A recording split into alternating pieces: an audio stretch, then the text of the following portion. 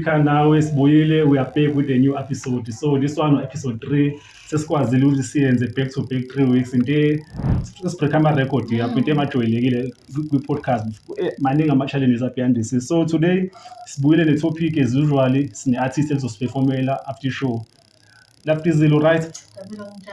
Ngiyaphila. Last week bengithenge yacela namhlanje ndiphilile. Philile namhlanje. Sakubone. Sibona ngathi ushushu ngathi awuhambi wethu right? Kuyashisa. Hayi ngiyasabona. Awushushu lokho kushisa. So okay guys, this week akuningi okwenzakalayo uTwitter imessy, abantu bayatrend kunama-beef, Bafana, ama-Nigerian versus South Africa kuningi nje ama-tweets.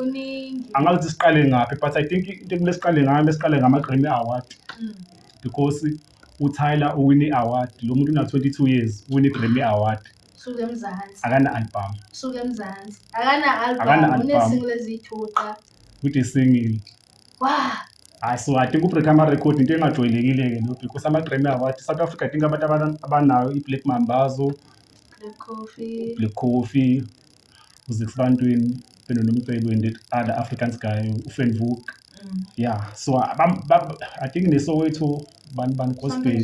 Soweto. Yeah, I think banayo. So nje bayafika ngithina abantu abanama-Grammy then izona umuntu ona 22 years. Ona 22 guys, yo. Ongenzi nanokwenza lo muntu because uqala ukwenza umculo traditional, something different ezona because abantu laba especially laba se-UK nase-America bayithanda into ukuba different. So uTyla win i-Grammy Award then kwasuka umsindo because abantu abaningi bathi akayideserve because i-category edekwini bekhona uDavido, bekhona uBurna Boy, okuyena uBurna sekhumbula uBurna Boy waba ne-beef ne-South Africa, determine ne-beef no-AKA. So ama-Nigerian versus South Africa kwavele kwayimessy because bathi uDavido but is either uDavido or uBurna Boy deserve but uDavido abanyanisanga like nandivumelani nawe. Yeah, and I think abantu abaningi i-category lekuwina abayazi nokuthi yani because i-category enje leyana and ayihlangene nokuthi ubig nani African music performance like so wawambona uDavido performa nje even kuma-videos.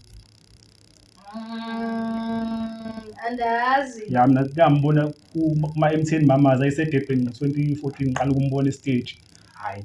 I'm not sure Ayikho lento performance yokuperforma stage okanye i-performance yeah but bakhuluma nje nge-performance overall even nanokuba viral kwengoma because uDavido unayo ingoma ebig like unavailable. So I think mina kuleya khatha inkulu kweqithe what? No, ayikho big then but I think uyena umuntu kade i-competition kaTyla kuleya category because but ine-rush i-rush. Yeah, but still what? Because sikhuluma nge-overall ama-numbers e-TikTok, ama-numbers e-YouTube. So I think mina ngokwami ubeyideserve nje. So ama-Nigerian into ayikhulumayo I think ile beef nje khona between Nigeria and South Africa because akuzwana nje sidala because ikhona i-tweet ebhalwe uDavid ebongela uTyla. So ama-Nigerian amanye ngabe-divided kuma-comment nje because bafile ngathi sirojiwe because akhumbula last time kuma-Grammy Award khona le category le i-Best International. I think wama-BET yawina uBlack Coffee. There was another beef because kulo category kwakhona uBurna Boy. So abantu abaningi babefila ngathi uBurna Boy uyayideserve lo award but i-award yawina. Abantu abaningi base-Nigeria. Yeah, obvious. Ama-Nigeria nayo lantu abo over us. It's not like aba-expectanga ba into enkulu ngaphuma eSouth Africa yegqithe yase-Nigeria. But most stable eSouth Africa. Ne. Confusing but khona enye i-beef evelile after this because usisi lo Ntsiki mazwa lo hlezi egezela abantu. So uNtsiki mazwa ubhale i-tweet ukuthi akazi ubongela uTyla because ufila ngathi akayideserve i-award because indlela yakhe top uthi ulale no someone because there's a guy manager. There's a guy manager uTyla. That guy used to date uShoma Jozi. Okay. He was the same guy wathatha uShoma Jozi wamsa phesheya. So Ntsiki mazwa bafila ngathi even noTyla kuba kalalanga nalo mjida ngabe i-career yakhe ayiyanga kulesa stage. Ithini comment yakho wena maybe la? I-comment yami ithi a win is a win. Noba yenzeke kanjani. Uba umuntu uwinile qha. Ngisho ngathi khona abantu alala nawo. A win is a win. Noba nje uyayiqaphela kwi-race xa kubaleka ku-athletics. Iyakwazi like iwin uba uwine ngomlenze uba ngumlenze wakho uqala wastepa ngapha kodwa umzimba womunye umuntu ibe ngoqala wastepa ngapha but uwinile. I-win you-win noba uwine kanjani. Yeah, I think nami ngisasidini lakho because lento eshiwo uNtsiki ake sithi iqiniso because we are not sure. We're not sure. Usho Majozi wayithola opportunity why engayiwinanga i-Grammy. Exactly. Because ama-resources abefana na because this guy, I think nami this guy uconnected because even bengiwela ku-red carpet wama-Grammys uTyla kuma-Vogue magazine ama-big deal like i-timing yakhe la ngoma ite yaremixwa nango-Travis Scott.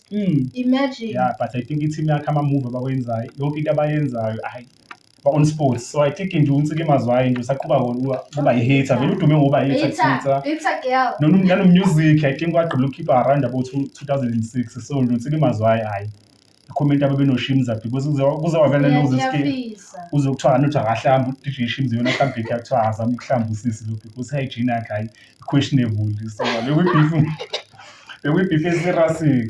But-ke moving along, hayi maningi ama-beef. There's another one uMcG no-DJ Maphorisa because akhumbula uDJ Maphorisa ukhiphe ividiyo last week ukuthi ma-record music under i-roof yakhe lo music technical i-mastering uyayi-own. So wena kwi-artist ithini i-comment yakho la ake sithi nje wona urekhode ingoma la iqala ukwenzekela loo nto like ukhona umshito ebenirekhoda kuye okay andifuna umention hayi usipeka ngasibasaba abantu andisazi vele aphila ngizobe ndiyampromote mention no okay, the reason why ndingazuchaza igama lakhe ne is because ibeef andinayo towards him and le nto wayithetha wayengayithethi kum wayithetha kwenye artist. Okay, waranqumbu nomtsolo sijam Wakuzona uyazazi dog you know yourself. Okay, kumele still right but ingxaki wathi one time sirekhoda i-project and then wathi i-project yakhe because sirekhode kuyo ii-beats zezakhe but ke ngomna i-question yam why ungareleasanga ii-beats zakho zingekho i-artist. Yeah, because but why nendrekhoda without even i-agreement lento yama-artist ngi-understand because mina ngiqale nithethe ngathi nivibe after i-project sephuma ama-decision.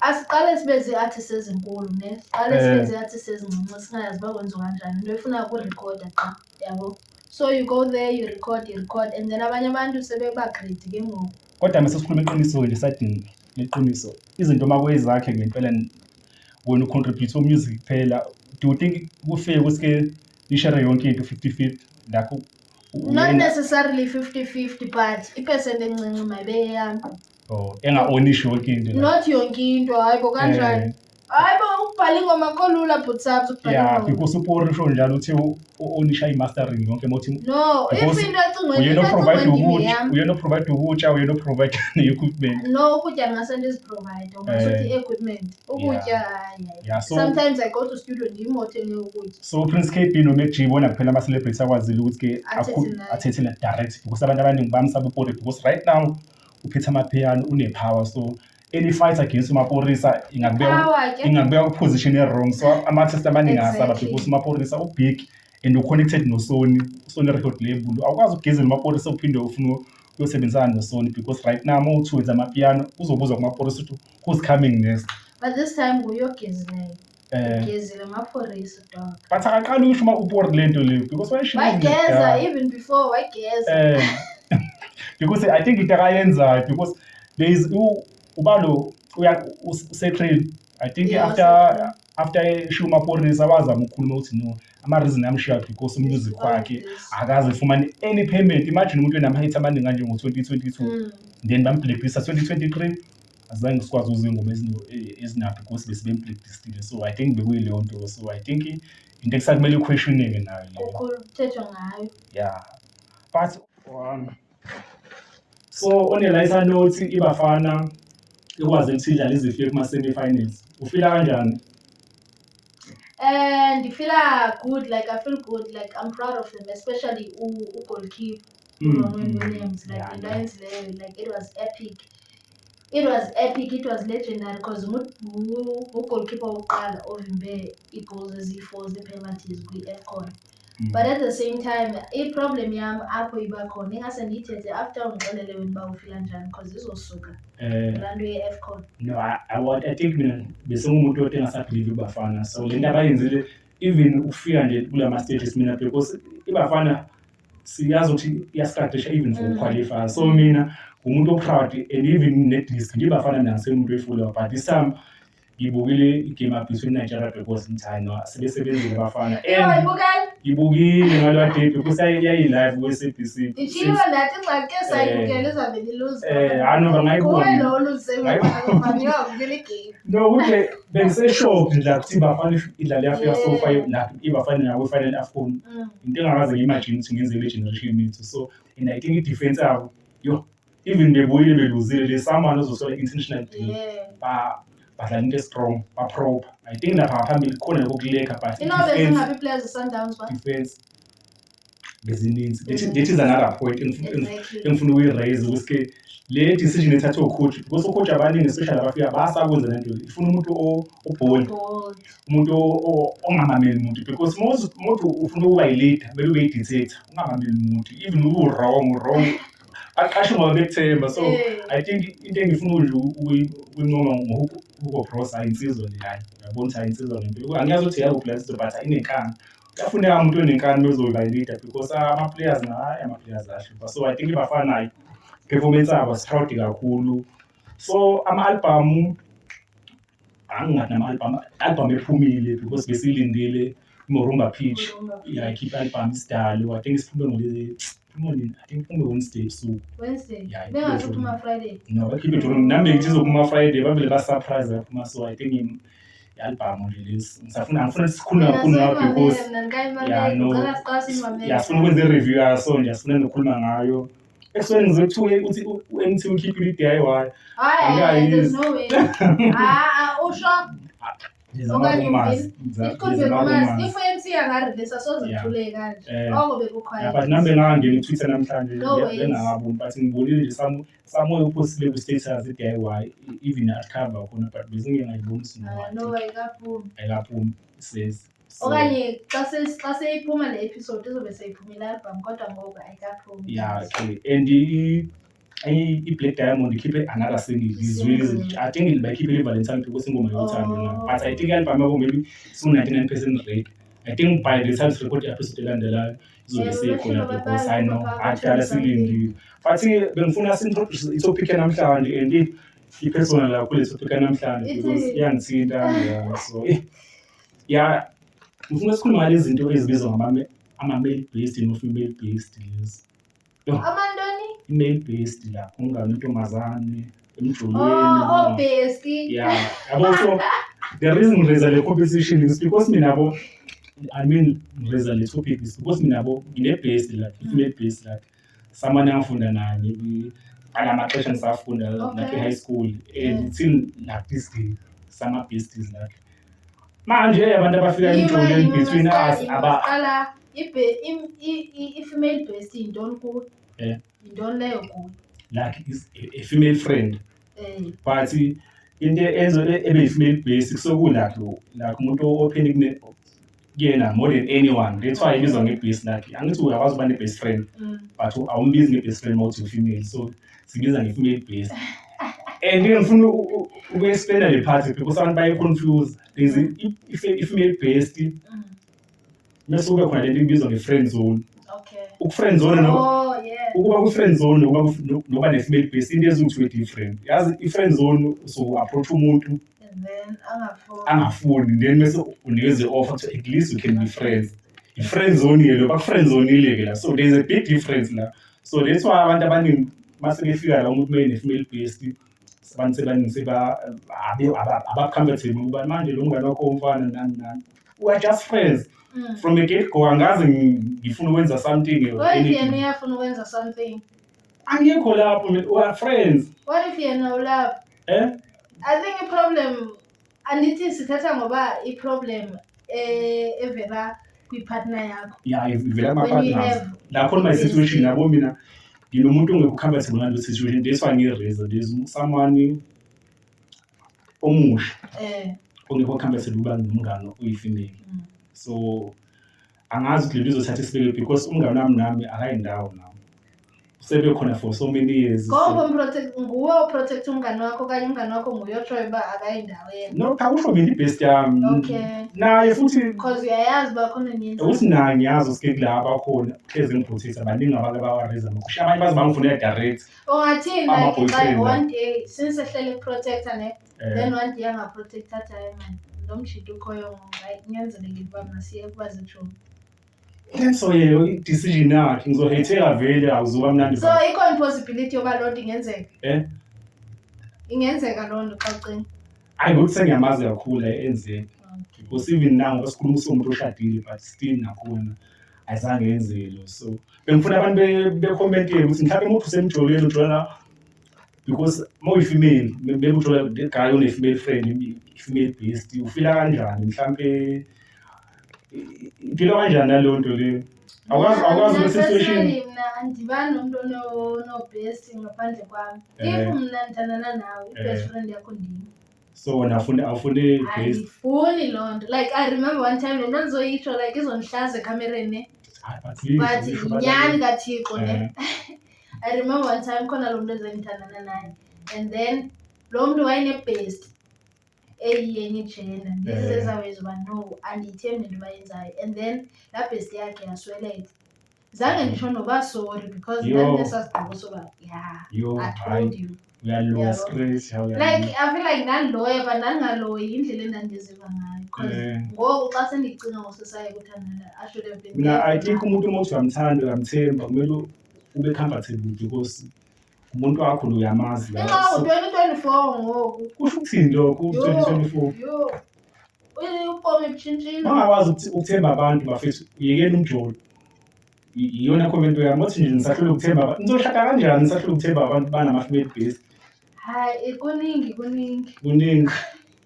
Ama-best for a reason. So mina eyami best abafethu ayindawo bafethu angilo bafethu even now. So you would rather uba uluze lo muntu uthandana naye for i-best friend ezohamba iyotshata and then emshatweni kuzothiwa no. Already yami ishadile.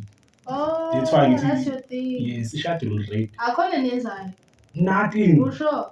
Nothing. Uyaphela nohlezi but like idaliwe malandi uba like ungafili comfortable wakho like kule jele uqonda uba yeah but normal ungakhambiselani but ungazama ukucontrol situation because into ekhona la engeke izishintshe futhi. Guys kuningi yeah but weyona but sifuna ngabantu ama-comment abo ibona interested thina i-comment isinodizi la ayikho valid thina so mothi maybe ufuna usenda ama-comment ungasendela ku-WhatsApp number voice notes ingabili bafethu asifuna into eningi sifuna nje something esizokwazi uku-editha so inamba 073 390 0851 abanye basinda namavideo ngithola amavideo basacommente ngevalentine sedlulele yona so angazi noma sowadlala and abantu abangahlala uqombula abashock because this girl ongisendela ivideo yevalentine hlala ePolokwane esinye speaker nokubona abantu abahlala ePolokwane abashock.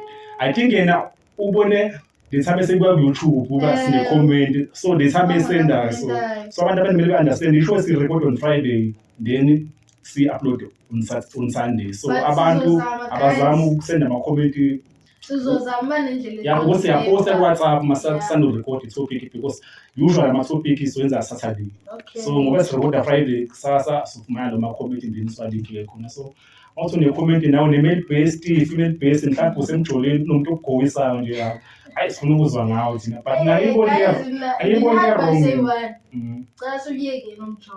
yeah bathi nama-trust issues mina ngawezi uye kumjolo cela siwuyeke nawe ndiyatsho kuwe cela siwuyeke umjolosatsho kuse-early hayi social akhona mina ngiyofela empini yimina apha ndinginike itishu ngiyasirikhabe sibuyele khona ake siwuyeke thina umjolo so bafethu lisonja lo mjolo ngesuye kumjolo sifele empini bafethu umjolo sinoyanje umjolo kuyi-valentine wambona umuntu oyeka ama-exams ekubhala phela uvalentine inyanga yothanda ama-finals lawo uma ukuthi ngempela busingi for the whole year nange-valentine usingilayo phela uzama ukuthi uyobona umuntu ikhona ingxaki ekhona sivale lapho so I think i-performance namhlanje uthe siphethe baba stylish MA. Yeah, okay. So i-KitKat akhona amanye ama-KitKat aqhamuka because njengaye la campaign ngithi ngiyofuna ulayini wale ngathi into bathe bazodecide next week because even ipost ayikaphumi, so I'm not sure if into yabiyenzeka. No, ayikho igig engayo mina. DJ Surprise wayethi nakhona edibanisa emdeni ikhona ipost osuyibonile. Ngabona nix angaba nix. Solo. Angabona nix angaba nix. Ay, asazi. So I think Valentine's ungolwesithathu fanele iposta kuphumile, so obviously there's probably nothing going on. Yeah, but mina ngikwazi ngathenda i-event kwi-Valentine. Ne? Yeah, I think uma besivele sayenza but sekulate. Yeah, I think eDurban. Next year. Yeah. Ikhona ishow yenza uSijaba eDurban. Yeah, ICC. Yakumba last year uSijaba wene one man show. Ele wenza kuyindawo yaseDurban yacancel. Okay. So I think bazo recover lo, so na yenzeka this weekend isa ICC. I think yona event nje khona le Sijaba leyo, so izogcwala but khona event ekhona again ingoSaturday eDurban le ngitshela i-picnic ezodoti leyo and bakhiphe line up lo Russell Zuma yo leyo abantu bazogcwala bekhale ngempela uRussell Zuma bakhalisa abantu bephuma, so I think yona ke lo but i-performance example just bani Stylish wenza ngophi music. Stylish like artist versatile kakhulu. Sometimes yalenza ne-drum, sometimes yenza hip hop, but ingathi bethe uzoperforma hip hop from an open don't challenge into zabo TikTok awayenzi. Okay, ubig TikTok. Unazo rights zoba. Sabafuna abantu abanama-numbers. I'm not sure. Channel ethi bafethu. I'm not sure numbers. Sacela follow speaker now TikTok. Si speaker nawe.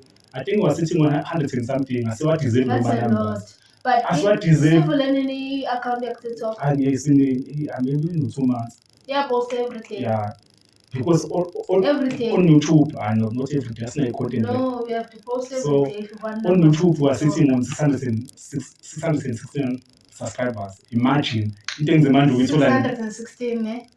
69. That's 2,000. Yeah. We have an event. Is a speaker now. Showcase. Please, guys, showcase. But since I feel 1,000, so then there is a party speaker now. We can pull up a comb.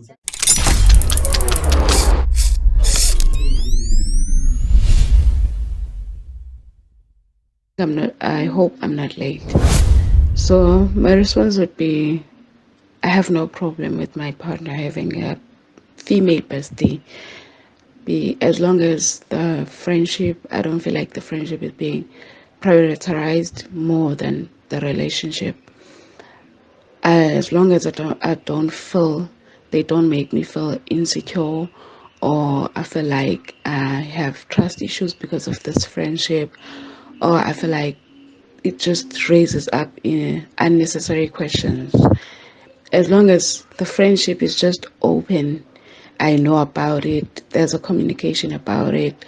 There's not a point where if my guy is out with his bestie and then I feel like he never talks to me, or when I try to reach out to him, he never answers his phone. Just funny things, as long as there are no funny things, little things that you just have to question or feel like sometimes he chooses her more than me.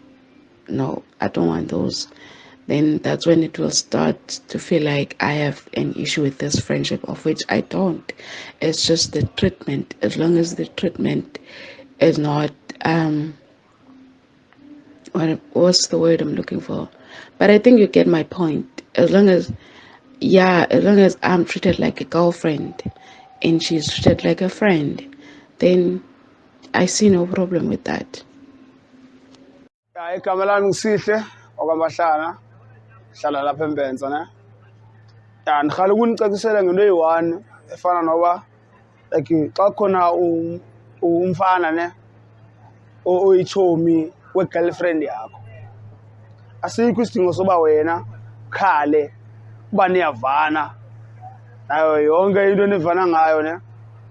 But uba ngaba ngumzito ongamaziyo okanye like awumazi nje ya awunokwazi ukumthemba. But uba ngaba ngumzita umaziyo, umzita wakho mhlawumbi uvale ne-girlfriend yakho, themba because umzita wakho. Bakhona abantu abafika kwi-girlfriend yakho abezenza itshomi yakhona kodwa ufuna ubenefitha something, sazi ke because nabana ngangathembi. So injalo into yalapha ebomini.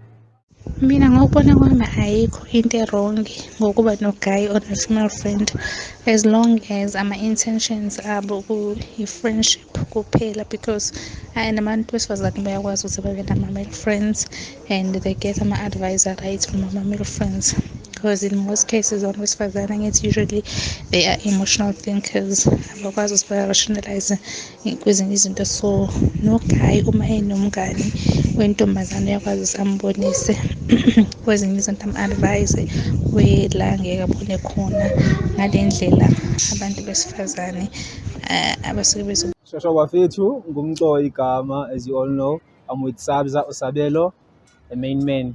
So, bras, there is the issue up, a male based.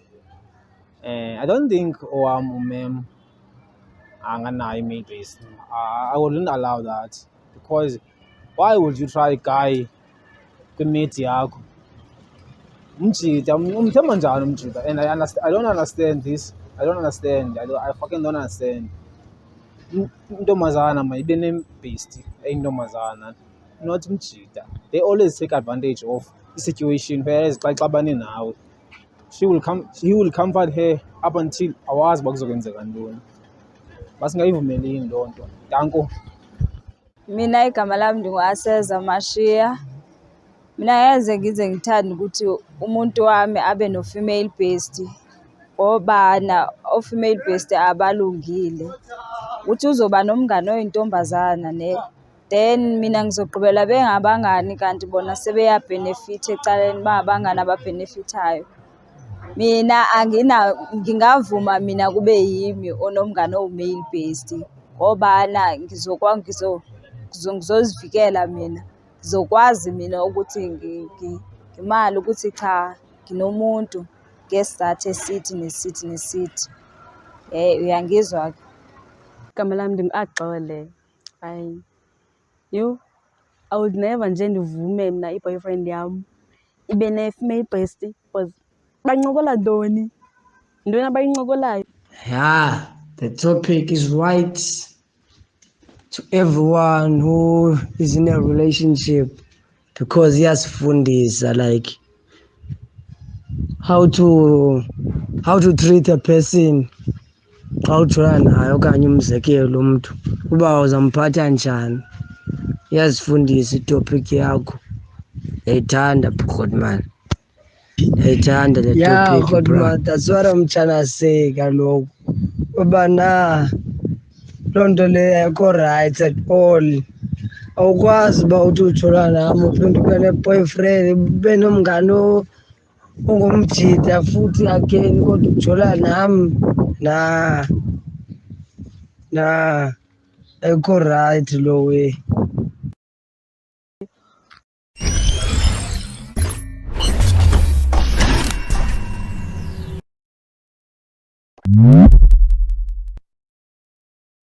Kusezonyiwa basezobhomba sidleka, bodenele ndini basezohamba bethetha. I don't mean to be mean, basezohlakula betheza, basezodi ghost. Yeah, sezodi ghost, sezodi ghost says men. Vele manqala baqala ngo-2, vele ndaquqa amaqala yesu, vele baqhwaba izandla banqi, ndingifolo muzo 10 undakhen. Back in the days izitsala zingakhiphi, vele bevala amathuba kunzima, phupha likhulu machasa ungaphiki, ngoku ndiyesusa ungabuza amaqhawe, ngoku ndiyesusa batena betheza, phela ii-lines bancuma idrip, vele ndingawisa nosibonda ungaphiki, vele le vesi ingakwenza usindiso, nzela nebhifu ndakubamba ngempama, nzela nebhifu nzokubanga. Basezodi ghost no fengo, kusezonyiwa basezobhomba.